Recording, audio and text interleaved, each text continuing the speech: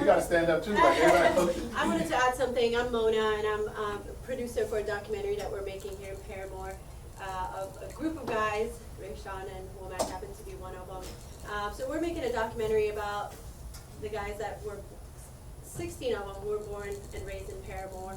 And we're also covering some of the issues that we have noticed or we have kind of seen by spending time on Jackson Street and in Paramore. And one of the things that we're going to mention in our documentary that we see time and time again is mental health and offering mental health to the people of Paramore. Have seen a lot, and they continue to see a lot of, you know, whether it's violence or whether it's just death of a loved one or mom or dad. There's just a lot of losses, and a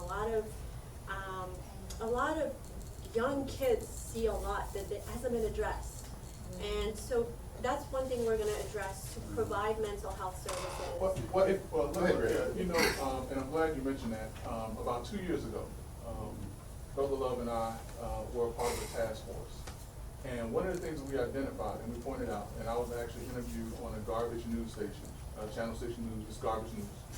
And as a part of that, I'm just going to be honest with you, don't hold back. As a part of that, we found, as a part of the 6-month task force research, that in underserved communities where there are high instances of violence, that the young people and the individuals who live in those communities suffer from PTSD. And that PTSD is what causes them to react and to respond in certain ways. One of the major defenses for Markeith Lloyd in this past trial to justify him killing another person was what?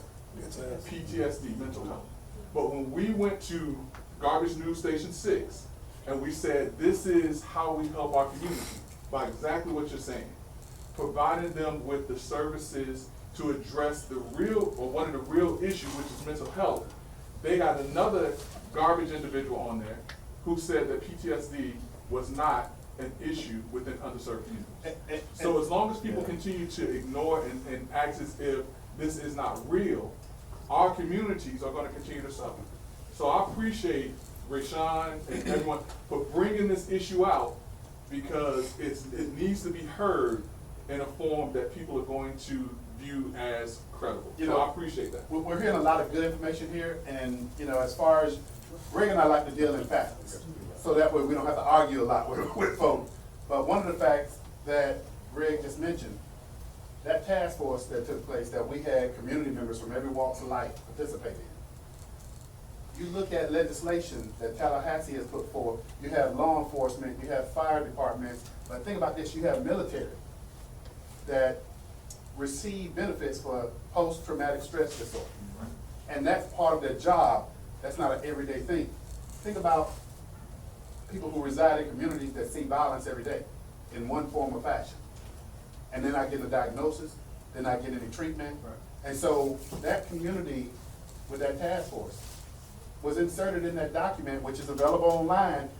And one step further, that report was also submitted to your leaders in the community so that we could respond to those issues. So we're just not running our flaps here, but we're getting a lot of good information from the young people sitting here, but thank you for that.